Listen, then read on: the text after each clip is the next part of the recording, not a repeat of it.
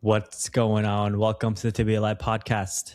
This is your host, Akash, back at it with another solo podcast episode. Today, I feel like diving into where I've been recently, but more broadly, kind of what this all has been for me. I want to share about my journey on this episode. So I don't know how long this is going to be. I don't have anything scripted, I have no notes, and I just want to let it rip and let it come straight from the heart. Because again, I would love to just have this as an artifact for me to look back on. So for anyone who doesn't know who I am, I have been on what you could call a spiritual path over the last 3 or so years. I don't like using that verbiage anymore, which I'll explain kind of how all that happened as well. But really, it's been a journey of reclaiming myself and reclaiming my power and who am I and how do I want to move in this lifetime and what does it even mean to be alive. That's why I named this podcast To Be Alive. Like, what does it actually mean to be alive? You know, so many of us, like, how many of you all listening to this at some point in your life wondered, why am I alive? Like, what is this? What is all this? Right? And I've always wondered that. Always wondered it. And I've also never felt quite I just never really resonated with the world as it was shown to me. It just never really, I never struck resonance with me. So to give you some backstory, and then we'll come to kind of the spiritual aspect of this. I lived most of my life just doing what I'm supposed to do, and from a very young age. And this is a cultural thing. This is the family I'm born into, and this is also just a societal thing. A lot of us listening can relate to this. And I was just doing everything I'm supposed to do, going to school, trying to get good grades, play a couple sports, have some extracurriculars, get into a good college, do some internships, figure out what major I want to do in college, graduate, get a job, and then maybe find a partner to adventure in this lifetime with, start a family, get a home. And I haven't done those last few things, but that was what I thought I'm supposed to do. Truly, I'm using those words very, very intentionally. I thought I was supposed to do those things. And my life in my 20s basically looked like me doing those things. So going to work, making incredible strides at work, getting advancements, getting promotions, jumping to bigger and bigger companies, bigger and bigger roles. And guess what I was doing on the weekends? I was just drinking. Friday night, Saturday night, going out drinking, going to raves, going to concerts, and traveling, And I don't say any of that to take away from what those were. Those were actually very fond times in my life. I don't regret any of it. At all. It was at the time, that was exactly what I wanted to do. And I'm happy I did. So it led to a place, and just to add a little bit more, I also became very interested in self-help in my early 20s because I just spent my whole life floating, right? I'm like, again, what am I doing here? Why don't I feel like I care about all of these things I'm supposed to care about? And so the way I responded to me realizing that, wait, I don't care about these things the way everyone else does, is there's something wrong with me. I pointed it back to myself. There's something wrong with you, Akash. There's something wrong with your motivation. You're not manly enough. You're not disciplined enough. And everywhere I'd look, because that's what I was telling myself, I would see proof of that, right? In psychology, this is like a confirmation bias. I just kept getting that belief confirmed to me by the world. Well, look at all these other people who are starting YouTube channels and growing huge things. You can never do that. What would you ever make a YouTube video about? You're not interesting. You don't have a story to tell. You've been disconnected from life. All you do is go out and drink and try hard at your job. right? Like that was the voice. Like you probably are listening to this thinking like, damn, that's harsh. Like that is literally the voice I've lived with my whole life. And so naturally I'm like, well, I don't want to live like this. If I'm going to spend, 80 plus years on this earth, I don't want to live with that voice constantly yelling at me. And I did what we all do, is I went to self-help, right? And this is in like the early 2010s.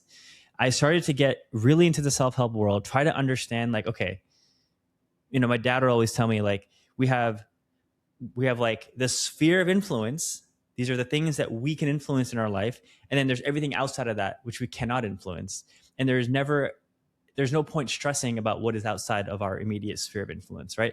Like these types of ideas. There is this idea of a growth-minded person versus a fixed mindset person. I think Carol Dweck, right? I forgot the name of the book, but she talks about this. And I'm like, oh, I've been a fixed-minded person my whole life. I should become growth-minded. So I start reading these books and I start to learn, which is beautiful. And I'm actually checking my tone right now because there's still a little bit of judgment towards that younger me. Like he was lost. So hold on. I'm going to find some compassion for a moment because that's not how I want to talk to younger me. Yeah. Okay. We're back. That younger me that was what he wanted to do. He really wanted to understand how he could change his circumstances. Maybe there's a way to create a life that isn't so empty. And so I went on this search of like reading books and listening to podcasts. Mark Manson was one of my first authors I really got into. I read his book Models, which is ironically about picking up women, but it has nothing to do. I mean, the book really is about how to become a man that women are going to be attracted to versus just like going out and spitting game and lines to manipulate a woman into giving you her number. So that book left an imprint on me because I went into it thinking I just want to get better with women, but I came out of it realizing that I have so much power to actually change my circumstances. And so I became so obsessed with this idea of like, well, who am I? Right? Like how can I change my circumstances? How can I change this life that I'm in? Because I don't feel like I'm really alive. I'm just floating. I'm going through the motions of my life, and that didn't feel good to me. So that continued through my 20s and got into relationships, and they were not great. And it never really felt like I was the one in the driver's seat of my life. In my late 20s, I came out of a relationship and I was very lost. I was like, well, I don't know who I am anymore. I don't know how to function. And I'm at the age now, like everyone in their 20s thinks about 30 is like this crazy threshold of an age that you pass, right? And it was true. I remember feeling terrified and I'm like, damn, I don't know who I am. Like I'm in my late 20s. I'm working at a decent company. I'm making good money. I have a good career trajectory in front of me. Great. That's a plus. But I just felt lost. And I continued to read these books. I think at that point I started doing therapy as well and started to understand not just like self-help, which is more of like, here's how to fix you. But therapy helped me to see the patterns and help me understand that I am who I am because of circumstances that I had no control over, which is my childhood, which is all of us. We all have a certain childhood and we don't really have a say in how our childhood goes, right? And so that idea I became obsessed with, and I was like, whoa, like I want to understand everything about my childhood. And so for years, for 5-6 years into my early 30s, I was like going over and going through every psychological framework you can think of. Like I tried talk therapy. I tried EMDR, which was incredible, by the way. What else did I try? I tried doing what's called parts work, IFS, internal family systems, which is beautiful. What else? There were so many little things. And just reading different psychological frameworks, like studying big psychology names like Carl Jung and all these people to just make sense of this psyche, to make sense of like this entity that is a human being. Like, what am I? Who am I? Right. And at this time, also, I got into a really hard relationship. I was also in business school, and I was also working at Amazon, which was one of the most intense jobs I've had, as you could imagine. And those three things together led to this perfect storm, where I was completely and utterly lost for years. I couldn't find the courage and the energy and the strength to leave the relationship, which would have been the kind thing to do to myself and to my ex-partner. And instead, I stayed in that relationship paralyzed. In my heart, I knew. Like, I had developed a decent amount of self-awareness. So I'm like, I knew that I am here and I'm not happy and my partner isn't happy. And we're just stuck in this thing. Why can't I leave? And that created this vicious cycle of like, well, you don't want to be here, yet why can't you leave? And then my job is trusting me out. Business school is business school. Like, I was doing a part-time program. And it got to a place where I would wake up and I just didn't want to get out of bed. I remember I would wake up with like 1,000-pound weight on my chest. Like, literally, it just felt like this crushing weight on my chest. And it was a hard time. I mean, everyone in my life, all my friends, all my family, everyone could feel something was off with me. And that made me feel even worse because I felt shame about that. Like, again, I can't disappoint my family. I can't disappoint my friends, There was so much stock I put into being like somebody, like being a person. I put so much stock into being someone. And it led to a place where I collapsed under the weight of it. And I remember clearly when that was. It was actually, I was visiting my parents during Thanksgiving. And this is 3 years ago. This is not even that long ago.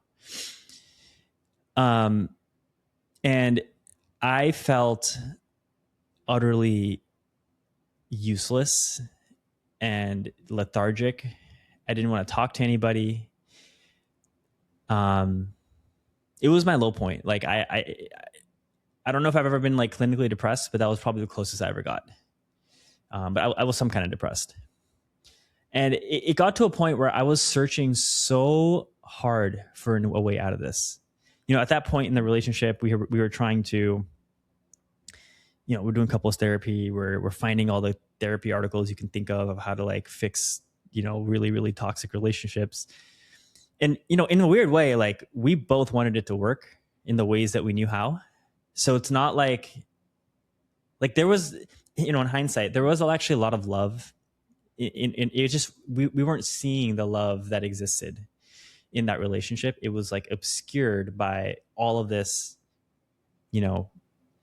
personal like agendas and triggers and whatnot that are like, it's the identity. It was our identity, our egos that were kind of getting caught, which I think is what happens with almost every relationship that doesn't work is the ego at some point cannot hold the structure of that relationship anymore.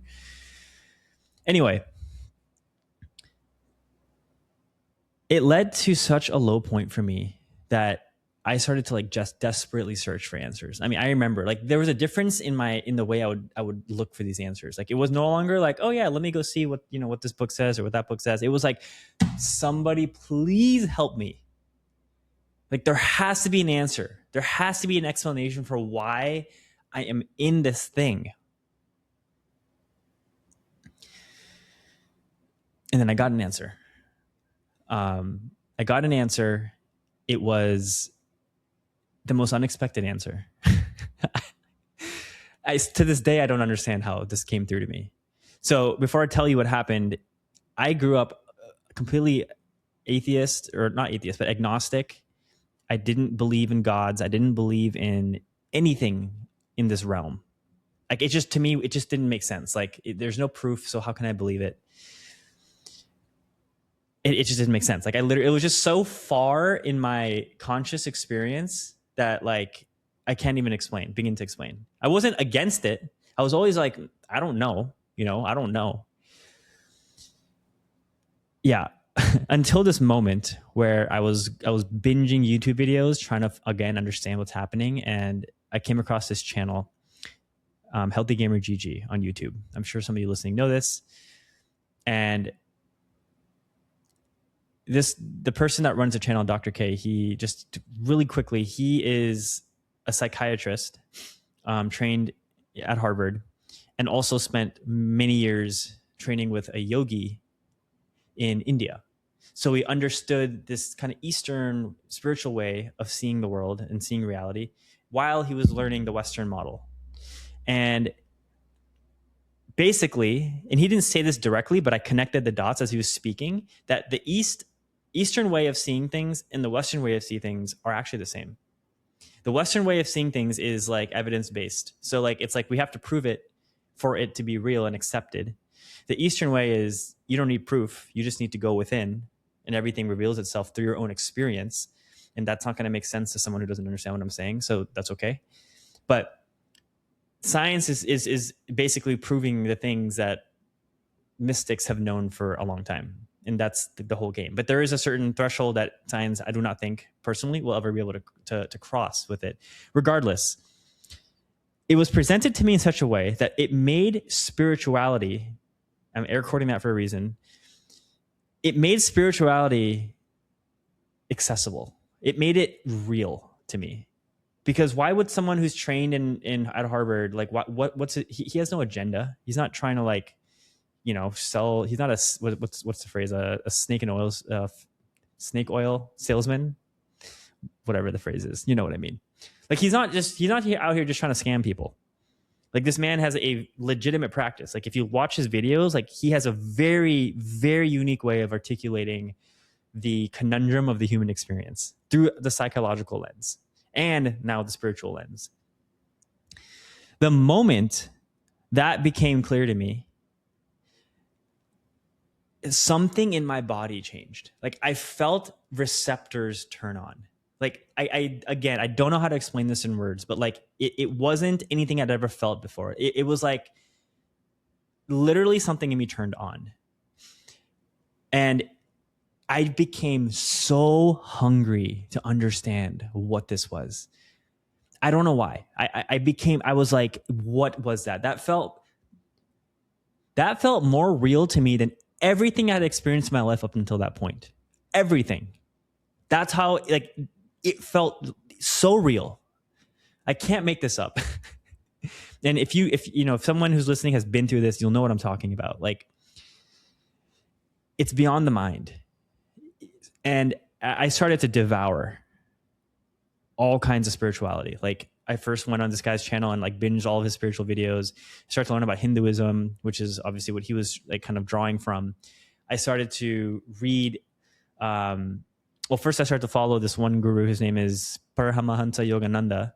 He wrote Autobiography of a Yogi, and that book was transformative for me. And he has a teaching, a Kriya Yoga, through a foundation, international foundation. And I found that group.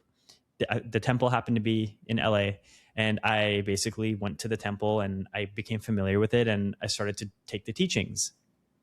And I started to like read, and basically he laid the cosmological nature of reality, and he explained what it means, why we're alive, like what everything he was saying. Every line I read felt like truth in me. It's like, I don't care what anyone says. I know this is true. And I think for someone like me who never felt like he had a voice and never felt like what he believed mattered because the world was always like valuing other things, for me to feel this internal yes as I'm reading something that is so woo and crazy to the average person, it gave me like, it opened me up even more to something bigger than myself. Again, like these spiritual things. Like it just felt like I know this. Okay. It's like when you forget something, right? If you forget like a detail, Like, you know how we have this phrase, it's on the tip of your tongue, and then when you get it, it just comes. How does it come? How does a phrase or the word that you're thinking about just randomly come? It just comes, right? That's what I'm saying. It was like I'm reading these, and like all of a sudden it's like, oh, I know this. Wait, I know this. I know this. I know this. I'm reading all these chapters. I know all this. How do I know this? But it isn't until I read it that it became obvious that I know this. And like I to this day can't tell you how that happened or what that was. I mean, I have theories. I have theories about past life. Probably I've done a lot of work spiritually in my past lives, but maybe for a different video. So I just pursued, like, it just became this like puzzle for me. And I became obsessed with this idea of God. Like, what is God? And then like within that, I became obsessed with this idea of truth, which is like the structural version of God, meaning like, if this is an envelope is to God as truth is to the atomic unit of paper, of wood. Does that make sense? Like, the atomic structure of God is truth. Whatever. I can't really explain that with words, but I was more interested in like the structural architecture of reality, or God, or what they call Brahman in Hinduism, than God as you may be familiar with, like Jesus Christ, who is the son of God, but like those types of figures, right? Or like Hindu gods like Krishna and Vishnu and all these people. Like, I had periods where I was drawn to them, but I quickly realized that I'm not drawn to these deities. I'm actually drawn to the energy underneath them. And so I became so curious about spirituality from every direction. So I studied Hinduism. I studied all the different deities within Hinduism. I tried to understand like what do they represent. I studied Buddhism, because Buddhism doesn't talk about deities. It's very practical. It's more about like being with the present moment. How do you release yourself from suffering? Buddhism is more about how to live a good life. Hinduism is more about the mythology of reality. I studied, I don't even remember all of it. Buddhism has different sects within it. So I've studied, I went to a temple, a Tibetan Buddhist temple here in town. So for years, for many years, for 2 years, I mean, this is still happening, but for 2 years, I was just on this wild goose chase, trying to like understand like, what is God? And then it got to a point where like, I know what God is. I understand God, and now I want to meet him or meet it. That was last year, 2025. So future me who's watching this, 2025 was a year of chasing God. Like, I wanted to meet him. And that's when I went to the temple, the Buddhist temple, because I wanted to basically like get beneath my mind, because the mind is what keeps us from seeing these things. You could think about reality as it is just everything's right here in this moment.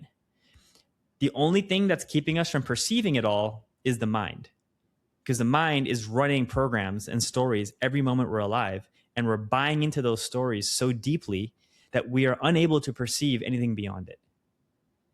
So I was trying to get beneath the mind, and I wanted shortcuts. I didn't want to do the hard work. People spend lifetimes doing this. Like, people will go and renounce the world and go meditate for 10 hours a day because they want to meet God.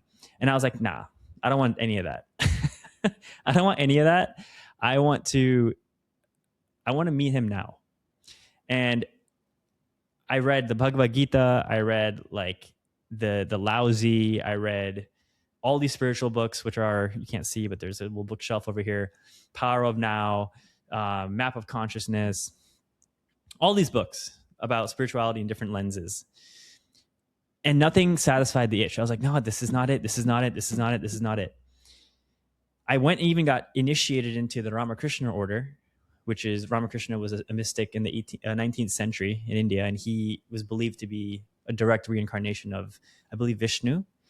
And I read his book, his biography, and I felt deeply connected to him for a while, and to the Vivekananda, which is his chief disciple who built this entire order.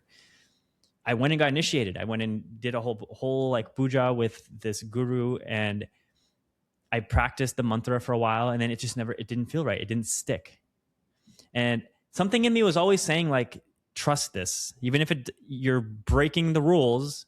People who get diksha and stuff, like, this might be heresy to say it on camera, but I'm going to say it because it's my truth. And I don't have any disrespect. It's just, I know in my heart what my path is. And it wasn't to like become someone who's like a sadhu, like someone who's just renouncing, and it just does these practices because they're told to do these practices. It just didn't make sense in my framework. I think my journey is about sovereignty and agency. So I've always had this voice in me that's like, or this feeling of, if something is taking away my agency, it's not right. Because I think I'm here to understand what my sovereignty is and how it's expressed and what it means to give myself permission to express that sovereignty. So, little side note there, side tangent. After getting initiated, I still didn't feel anything, but I did have this longing to meet God, this deep yearning. It was like every day for about 2-3 months, it was like, I want to meet you. And I had made friends at this point who are, Christian. I got one friend in particular, Andres, who I have the Saints in Pairs podcast with. He has had encounters with Jesus Christ. Like, he has had moments where he is in deep prayer and feels everything dissolve around him, and he's literally standing face to face with this man, or he's hearing, like, whatever his experience is. Maybe one day he'll share that. But I wanted that. I was like, I want that. Right. And I went to a Vipassana retreat. This is just a few months ago. And this is where everything shifted for me. And this was a big moment. The Vipassana retreat is a Buddhist 10-day retreat, silent. You're not talking to anybody. You're not really supposed to make eye contact. You're just meditating for like over half the day. You're eating simple foods. There's no technology. So it was truly the first time in my life that I'm completely disconnecting and reconnecting with something else, something within me. And on the 4th day of that retreat, everything just clicked. They teach you in Vipassana and in Buddhism that the cause of suffering is 2 things. 1,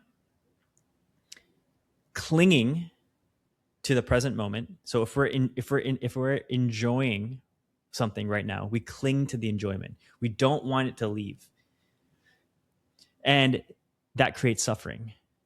It creates attachment, because we're not letting things flow. Because the other thing they teach you in Buddhism is one of the laws of nature is impermanence, anicca. Nothing is permanent at all times, including our own bodies, right? Every 7 years, our cells are regenerating. Nothing is permanent. The only thing that makes things feel permanent is the mind. And so when it comes to the present moment, we have 2 movements typically. We either don't like some part of it, and so we're like, I don't want to feel this. I don't want to be here. That creates suffering. The other part is I'm enjoying this. I want to keep this, or I'm wishing it was this is more on the side, but I want to hold on to this, right? And that creates suffering. So in the retreat, I realized that I was clinging. I was yearning for God, because something about meeting God, having an experience with God, something about that was tied to my worth. It was tied to my value. It was tied to like, oh, if I actually experience God, then middle finger to society, because y'all are stupid telling me to do all this stuff that I don't care about. And rewarding people that are completely lost, like spiritually, like truly lost. And that's just, look, I'll be honest, that's my own frustration. That's nothing against anybody. But that's just like, I felt this anger, right? And I realized during that retreat that that's creating suffering, and I dropped it. And ever since then, I've dropped needing anything from the world, and simply learning how to be with what is present. So that's the journey I'm on now. So on a macro level, it was okay. My mind is completely enslaved me, and I'm living the way my mind is telling me to live, which is based off of what the mind hears around it. Okay, that's my life for 30 years, 32 years. Boom, spiritual awakening, or like, I wouldn't even call it an awakening. It was like something opened up in me. Oh, I can perceive things now. There's something more I'm perceiving that's beyond what I've been taught in school and what I've read about online and in any of these podcasts I've been watching for so long. There's something else. There's just spiritual ideas that are kind of weird, woo. I don't know if I trust them, but they feel real to me now. I want to explore that. I didn't share this, but like I started to meditate a lot after that happened. Like on my own, not because I'm supposed to meditate an hour a day, but because I truly just wanted to sit and see what the heck's going on down here and up here and everywhere. And I had some experiences in meditation that opened my intuition. And I started following my intuition. That's what led me to all these different traditions and life choices, which I didn't even share in this video.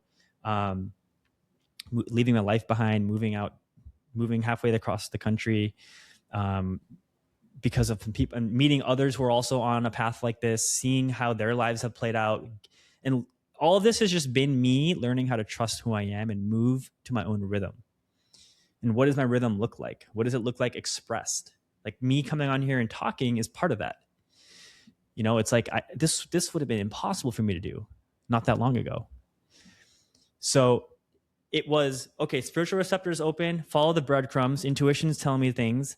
There's still things in life that don't feel right. Like my job doesn't feel right at the time. Okay, let me quit my job. Let me move, join a startup. Oh, startup wasn't feeling right. Let me quit the startup, or, you know, I got fired from the startup. Okay, now I'm unemployed. I have a lot of time to explore these things. And it's just been this journey of coming back to myself. And I think that's what this life is for all of us, is we're just here to see the ways that we've been living that have been completely conditioned into us. And inch by inch, piece by piece, we reclaim ourselves and our sense of who we are and the way we want to move in this world. And the more we can reclaim that, the more beauty we experience, the more joy we experience, because now we're moving as something that's true. And when you experience what's true for the first time in your life, you're gonna feel in your body. It's gonna bypass the mind completely. The mind will literally be like, "What the f was that?" And you're gonna feel it, and you're gonna be like, "I know that was real." And the mind's gonna be like, "I don't know, bro." It's gonna doubt. So I in this life, I feel I'm going to the end with this. Like, this train is not stopping. I'm going to the core of my consciousness. I'm going to explore who I am to my core. And it's not just going to be the single flash moment when I'm deep in meditation where everything comes clear. It's going to be through living my life.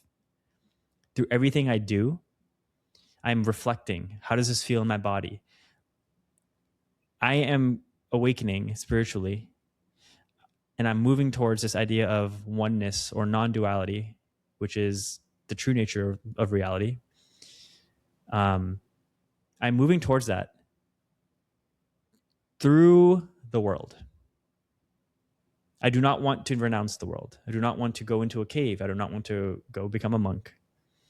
Through the world, through every action I take every day, I want to create a life that is representative of who I am and what it means to be alive for me. And that is what this podcast is dedicated to. And that is what my coaching practice is dedicated to. That is what everything I do online and offline is. That this is my whole life. Like, I don't think about anything else. I'm constantly thinking about where. It's not like a paranoia. It might sound kind of crazy when you're listening to this, but it's fun for me. This is what is fun. Who am I? What do I look like in this situation or in that situation? How does it feel when I'm there versus here? What does it look like to live a life where my mind isn't leading me? What does it look like to live a life where I am leading my mind and my mind is helping me make sense of these things along the way? But I'm in communion with God and God is moving through me. What does that look like? And I feel so blessed about having found this path. And I don't know where this is going. Truly, I don't know. But it feels more important than everything I've ever done up until this point. Everything. And like, it's impossible for me to imagine another reality or to go back to my old reality. It just doesn't make sense to me anymore. And in whatever way, I want to model this. I want to share my journey out loud for anyone else who resonates, because I have a feeling that with what's happening in the world, we are on the cusp, if not already in the first stages of a collective spiritual awakening. Everyone is beginning to question reality because the world does not make sense anymore the way it used to. We're talking about aliens. We're talking about all these things. We have a president who's like off the rails. We have wars that make no sense. We have all kinds of things going on right now that are just breaking the model of reality we've all had. And so we have AI. Like, of course, everyone is questioning reality. And you know what happens? You know why people are questioning reality? It's because we don't understand, or we can't match or fit the way we were moving before to this new reality. It doesn't make sense. There's a mismatch. And that's what people are feeling right now. And it's going to naturally point people back to themselves of, who am I? All of this stuff is around me is changing. Like, we're learning the hard way, the nature of impermanence. And it's happening fast. AI. So if you're someone who resonates with this, first of all, reach out to me, like, let's talk. And also, I encourage you to document your journey in whatever way as well, because we want people to share this out loud. Not because what you're saying is like the truth and everyone needs to hear your thing and you're preaching. No. Your journey to being who you are, that's all we all want. We all want to just be who we are. Whether we say it or realize it or not, that's the truth. And the more people are talking about this stuff out loud, the more the world is going to move in that direction, and the more we're actually going to change the world in a way and in the direction to actual peace. Not intellectual peace, but actual peace. And the world is going to look so much more beautiful and different. It's going to look so much different than what it does today. But it's going to lead, and it's going to be actual peace. Actual peace. Not perceived peace, not intellectual peace. Not the peace that people write about. You can't understand what peace is until you actually experience peace in yourself. Then you know what peace is. Until you realize it yourself, it is purely an intellectual idea. So that's why we need people that are living this to speak out loud and show the way for others that maybe don't trust themselves quite yet, which is completely okay and part of the process. I didn't trust myself. I'm still learning to trust myself. So thank you for listening to this. This has been a long video, but I'm still only scratching the surface of my story, and I'll share more bits and pieces of it along the way. There's so many things I can dive into, but this is a good kind of overarching picture of my narrative of my life and like what direction it's moving, and also how I feel it ties into the even bigger picture on a societal scale. So thank you. Stay kind, and I'll see you next time. Much love.